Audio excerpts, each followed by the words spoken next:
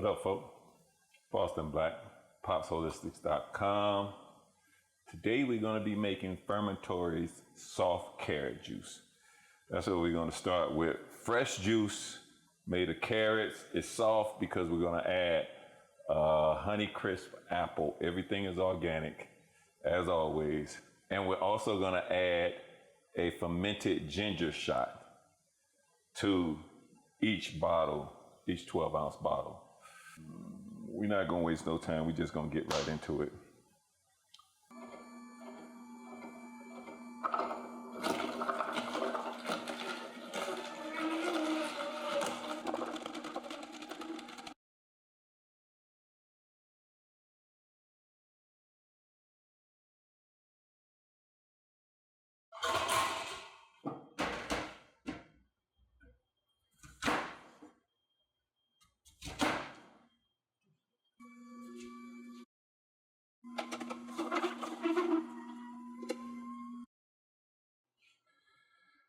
So we want to double strain it just to make sure we get the cleanest juice as possible.